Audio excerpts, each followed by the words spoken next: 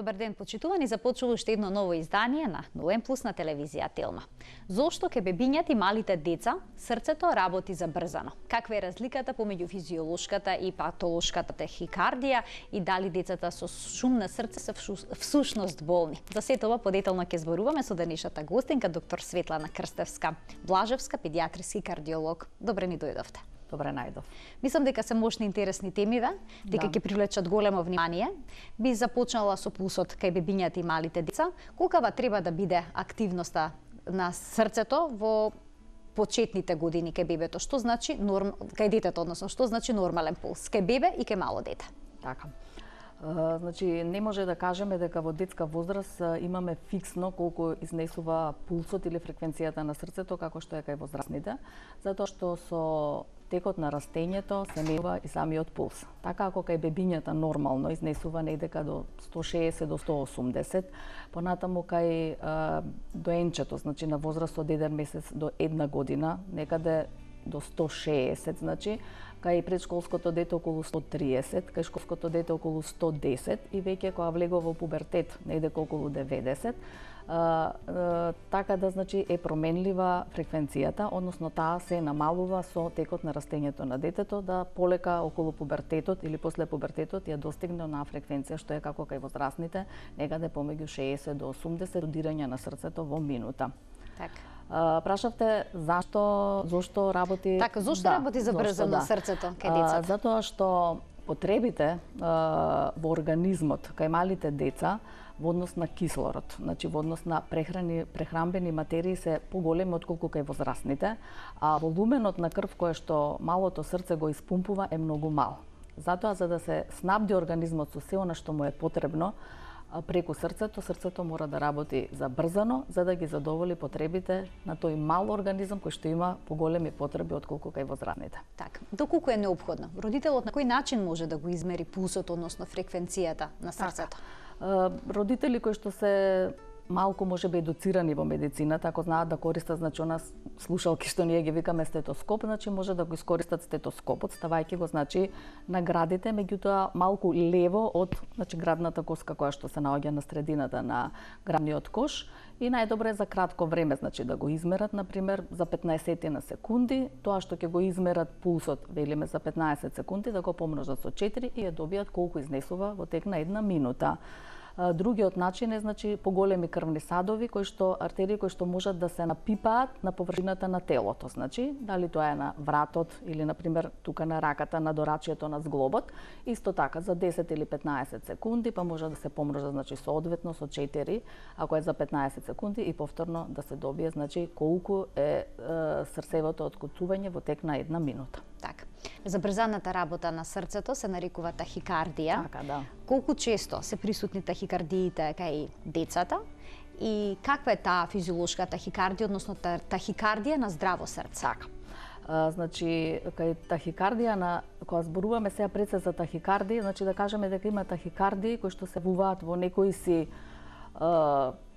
болести кај децата или некои ситуации кои што сите деца го поминуваат во тек на животот. Значи, температура или губење на течности при повраќање, при пролив, односно дехидратација, при вознемиреност, при стрес и тога се појавува забрзана работа на срцето, односно, значи, таа тахикардија. Таа тахикардија ја лекуваме на тој начин што нели ги лечиме причините поради кои што дошло до тахикардија. Значи, ја намалуваме температурата, го смируваме стресот, инфекцијата ја лекуваме, и во тој случај ќе се намали претпоставам вода дека течности соодветни, значи електролити, вода, значи зависни кој тип, значи каде е губењето на течноста. Меѓутоа исто така и некои лекови сакам да напоменам дека можат да доведат до забрзана работа на срцето. Лек кој што доста често значи се употребува, посебно во овој период од годината кога имаме обструкција, значи отежнато дишење, е вентолинот, односно салбутамол. Така, значи самите инхалации може да забрзат работата на срцето. Да, може да забрза кај некои значи деца или инхалациите или пак сиропот кој што исто така значи имаме вентолин и во форма на сироп. Сега тоа се едни тахикарди, значи кои што доаѓаат да кажеме на здраво срце. Меѓутоа постои значи друга група на тахикарди кои што треба да се лекува, значи тие доаѓаат од самото срце. Тие нетната честота е недека 1 на 250 здрави срца. Таа е таа тахикардија која што почнува нагло, значи, без надворешна причина и исто така нагло завршува. Така, надворешни знаци кои се? Како родителите може Зависи да од забележат? возраста на детето. Так. Бебето обично, значи, станува многу вознемирено, ако станува збор, значи, за доече, помеѓу 1 месец и 1 година, значи станува вознемирено на почетокот, одбива да цица, одбива да се храни, значи немирно е, не може да спие, а подоцна, ако не се препозна, значи тие први знаци на тахикардија, во тој случај може да се појави, значи, отежнато дишење, потоа, значи, промена на бојата на кожата, значи да биде во почетокот ако била црвена, потоа сиво бледа да стане и понатаму, нели, подлабоки симптоми кои што не би требало да ги чекаме, нели? Ако родителот забележи дека однесувањето на бебето е подолго време, односно неколку сати одстапува од нормалата, тогаш треба да побара помош од тоа е едно од педијатар. најургентните состојби во детската кардиологија. Да, значи тука таа тахикардија која што ние ја викаме, нели, како малигна тахикардија, таа се вика, значи, пароксизмална тахикардија, која што е исто една од најургентните состојби, затоа што ако не се, значи, таа дури се вика и животно загрозувачка.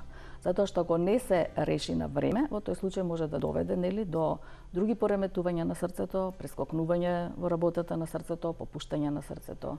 И затоа е во групата на животно загрозувачки една од најалармантните и најитните ситуации во педиатриската кардиологија. Но кога зборуваме за физиолошките тахикардии, тука баш и нема некој голем простор за страв. Нема простор за страв, значи треба, ако е температура, да се чека да се симне температурата, па ете пак да се мери пулсот, значи ако со паѓањето на температурата се намалува пулсот, нема место за паника, релаксирани родители, уште порелаксирани дечиња. Така, значи нема потреба да се јават на лекар. Нема потреба да се јават на лекар, да. Следната тема што ќе отвориме е шум на срце. Така.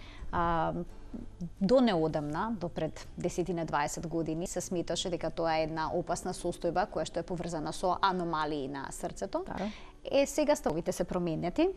Дали детето со шум на срце е болно дете?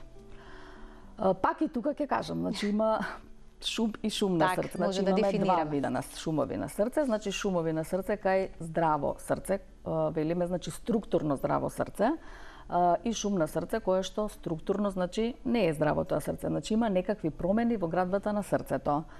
Точно пред повеќе години сите се плашевме од шумот на срце затоа што голем дел од срцевите мани кои што се открива беа, значи, пак животно загрозувачки. Денеска, бидејќи детската кардиохирургија има многу напреднато, речиси сите срцеви мани хируршки добро се коригираат. Значи не станува збор само за добра корекција, меѓутоа на детето му овозможуваат квалитетен живот, што е најбитно, значи квалитетно детство. Так. И затоа нема толку вознемиреност, нема потреба од вознемиреност кога се диагностицира шумот. Така. Можеме да ги вклучиме тука гледачите. Да. 3076-677 е телефонскиот број на телевизија Телма. Доколку имате прашања поврзани со денешните три теми, слободно јавете се, ќе ве вклучиме во програма. Шумот на срце на почеток се забележува кај новороденчето. Може ли да ни објасните за каков шум на срце сега тука станува збор кај новороденчето? Кај што туку роденото новороденче нормално е да има шум. Зошто? Затоа што секое новородено се раѓа, да кажеме, со две отворчиња. Едно отворче што е внатре во срцето, значи кое што се вика форамен овале, и друго мало каналче кое што е помеѓу двата најголеми крвни садови надворе од срцето, и тие каналчето и отворчето мора да се отворени во текот на феталниот живот за да може плодот, значи, да функционира фетусот. Од кога ќе се роди бебето, значи настанува затворање, нив тие веќе не се потребни, така да тој форамен овале, значи кој што е мало отворче, се затвара веднаш после раѓањето, а додека пак дуктусот, кој што го кажав надвор од срцето, помеѓу големите крвни садови, исто може да се затвори во текот на првите неколку часови, меѓутоа може да се почека и во текот на првите 3 недели од животот да биде комплетно затворен. Затоа, ако се слушне шум, значи првите 24 часа после раѓањето, не треба вознемиреност, ниту пак првите, да кажам, 3 недели, него треба, значи, редовно следење, да се види која состојба од овие две кои што воопшто не се опасни, го даваат шумот кај срценцето на новороденото бебе. Родителите знаат да бидат загрижени, бидејќи правеле пренатални тестови, доколку бебето се роди со тоа отворче, но не секогаш тоа, односно се работи за нормална состојба, така? Така, првиот ден за сосема нормална состојба. Меѓутоа и овие и отворчево и каналчето може да се затвараат и во текот на неколку месеци од животот, така да не е вознемирувачки ако фораменот најчесто тој остане отворен и до крај на прва година. Значи, тој исто така може да се затвори. Меѓутоа, значи, постои можност и да остане отворен, затоа што се вели дека дури и 25% од општата популација си има отворен форамен и тој не прави некои сериозни проблеми. Што оценувате на скалата од 1 до 6? Од 1 до 6, значи на скалата го оценувам интензитетот на шумот, значи 1 тоа е најмек шум кој што го слушаме кога бебето значи малце ќе престане да диша или тивко ќе дише или детето, значи понатаму 2 е шум кој што добро се слуша со стетоскоп, 3 е доста интензивен шум, 4 исто јак шум, меѓутоа кога ставиме раката, значи осеќаме како некое грепкање значи на дланката.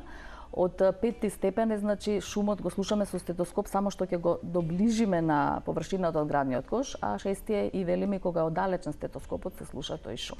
Така, на кој начин се утврдува оваа состојба? Што е тоа испитување преку сатурација кислород?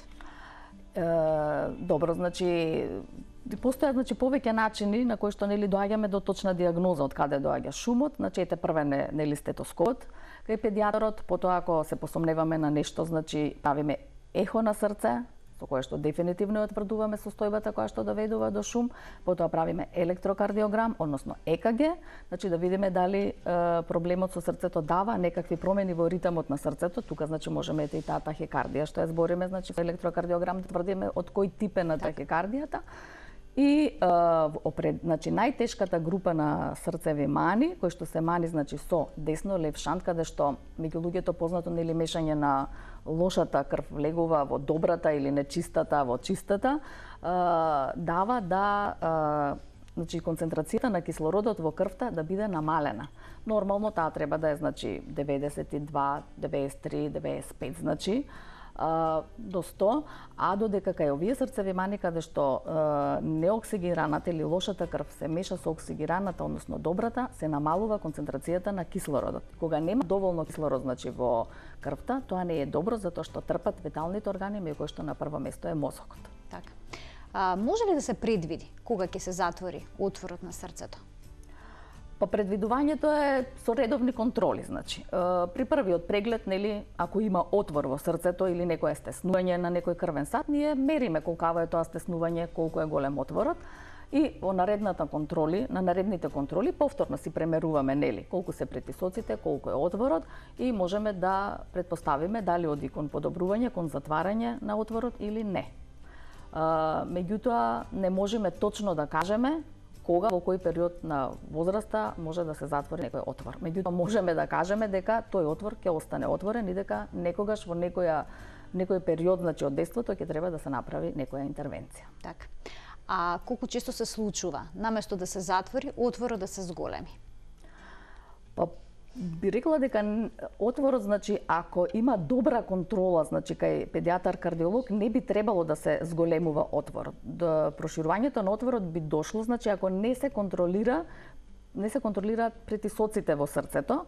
Таа контрола на претисоците во срцето ја правиме со додавање на лекови. Значи, лековите не ја лекуваат срцевата мана, меѓутоа, значи, ги одржуваат претисоците во срцето на некоја нормална вредност, за да не го оптоварат срцето, за да не дојде до проширување значи на тој отвор и со тоа овозможуваат отворот значи постепено ако има тенденција на затварање да се затвори.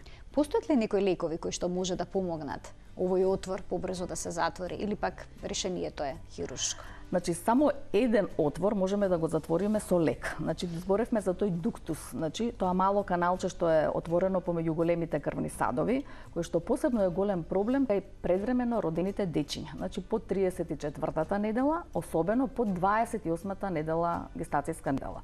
Кога ќе се родат, отворот кај нив е доста отворен и им прави проблем, бидејќи крвта значи поминува во белите дробови, го отежнува нивното дишење, значи тие се и така со незрели бели дробови, значи се на машина за дишење и ако овој дуктус значи отворен, уште повеќе ја влошува целата ситуација. Затоа даваме значи во почетокот лекови, тоа се од групата на тоа ибупрофенот кој што се дава преку вена, меѓутоа може и преку уста да се дава и си има значи протокол на давање. Со помош на тој лек се надеваме дека ќе дојде до затварање на дуктусот и со тоа значи побрзо да го извлечеме ова мало бебе што е под кило обично, под 1 килограм, да излезе од таа критична ситуација и да може да бидеме сигурни дека ќе биде една здрава единка во иднина. Кога родителот ќе го однесе детето на педијатар и кога педијатарот ќе забележи шум на срце, зошто се препорачува прво да се направи крвна слика? Точно ли е дека некога шумот на срце е директно поврзан со анемија? Со недостаток на железо? Да, значи анемијата, повторно, значи анемијата, ако нема доволно железо во крвта, значи нема кислород, значи кој да го транспортира, нели кислородот обично, и срцето се труди, она што на почеток го кажавме, нели, да ги надокнади потребите на организмот од кислород. За да ги надокнади, бидејќи почнува да забрзано да работи, значи се појавува тахикардија, една забрзана значи циркулација и при овој процес на тахикардија и забрзана циркулација од страна на срцето, значи доаѓа до појава на шум. Значи се потенцира шумот при анемија.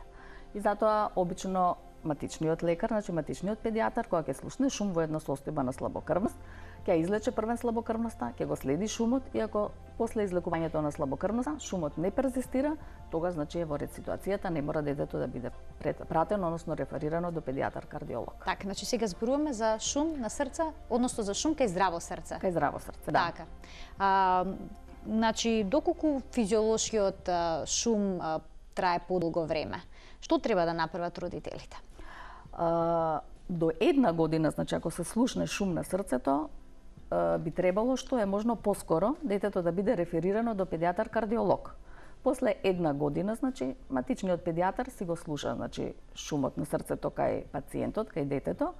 Ако тој перзистира, тогаш добро би било да се реферира до педијатар кардиолог. Значи не мора веднаш, него и самиот така, значи не мора веднаш, тоа не е такава ситуација да мора веднаш да се не мора веднаш, значи ќе си ги направи сите рутински, значи испитувања, еве меѓу спомнавме дека е крвна слика и си го слуша шумот. Ако тој се појачува на пример, или нели не се менува, него стои повеќе подолги години, значи сепак не мора да станува зборни за месеци, тогаш може да еднашка да се направи еден ехокардиографски преглед, за со тоа да бидат мирни и родителите и матичниот педијатар. Така.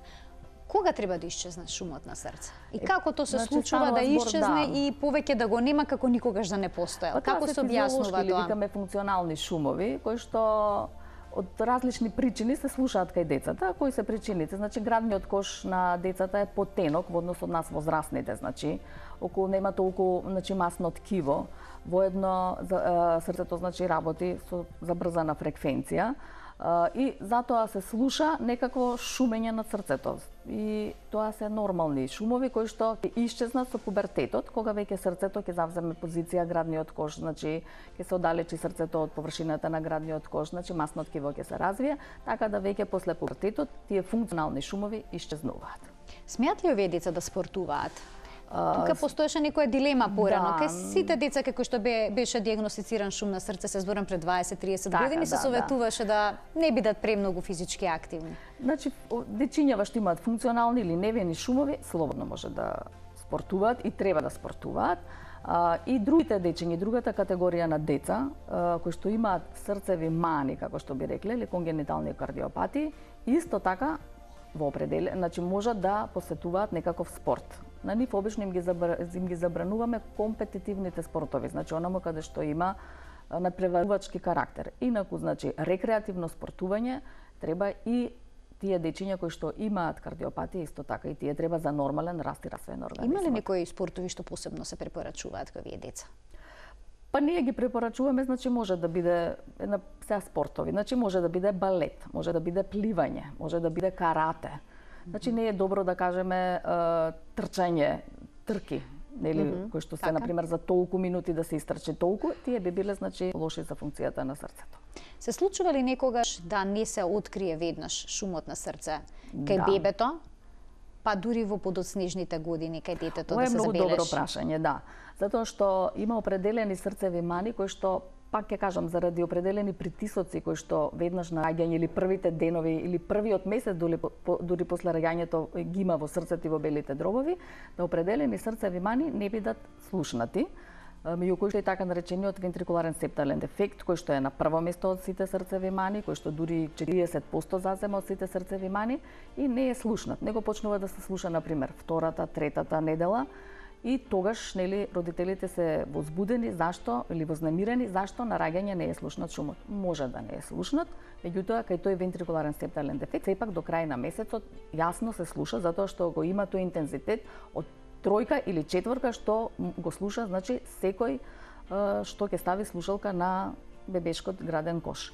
Исто така, постои една друга група, например, тоа е атриалниот септален дефект, значи, тоа е отвор помеѓу другите помалите празнини, да кажам, во срцето. Тој може да биде слушнат и дури втората или третата година, затоа што е помек шумот, значи може и покасно да биде слушнат. Меѓутоа и во едниот и во другиот случај, и кај првиот отвор, значи, и кај вториот, иако се слушаат втората или третата недела од животот, односно втората и третата година од животот, нема да има никакви проблеми со, ако се, да кажеме, покасно диагностицирани. Не се покасно диагностицирани, тогаш појасно се слушаат тие шумови. А може ли тие всушност да кријат некое сериозно срцево заболување? Тие што се подоцна откриени?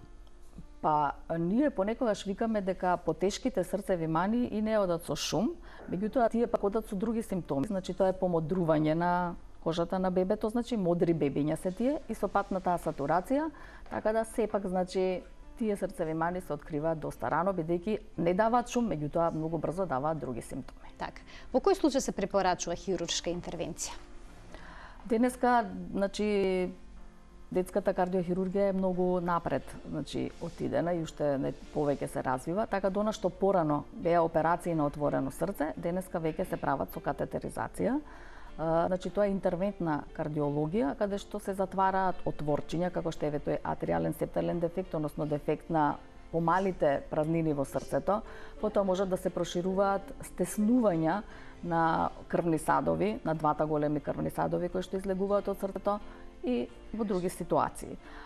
Исто така, меѓутоа отворено срце сепак е покомплексни срцеви мани, значи мора да се прави, значи, операција на отворено срце. Така да тоа е една голема група, значи, на болести кои што би разговарале можеби во некој друг, затоа што овој пат фокусот го ставивме, нешто го ставивме, значи, само на диагностиката, а понатаму за терапијата, значи, тоа е едно поголемо поглавје кое што се надевам наскоро. Секако ќе го преработиме.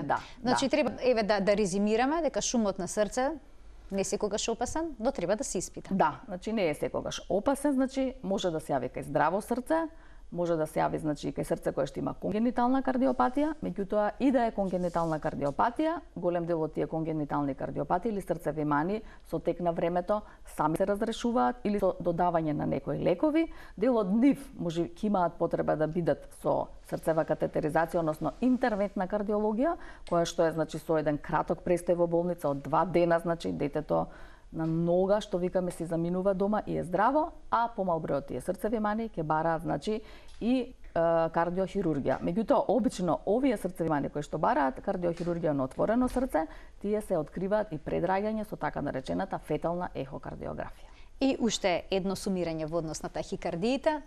Срцето кај бебињата и кај малите деца работи забрзано, не секогаш се работи за тахикардија, но има физиолошка тахикардија која што да не се вознемируваат родителите, само, значи, ако има определени ситуации, како што кажавме, температури, дехидратации, да ги решат тие ситуации, со тоа ќе се реши и тахикардијата и нема да има никаков проблем. Ви благодарам што бевте дел од денешното издание на 0N+. Се надевам дека ќе бидете наскоро наша гостинка повторно и ќе го фатиме вториот сегмент однос на терапијата на срцевите мани. Да, ви благодарам што ме поканивте и се надевам дека помогнав на некакви секако многу корисни совети, многу корисни насоки поврзани со сето ова. Се надевам дека добивте на вистина корисни информации, дека ќе ви послужат, а вие следите нередовно во редовниот термин емисијата од 12 до 12:30 секако на истата фреквенција телевизија Телма. Пријатно.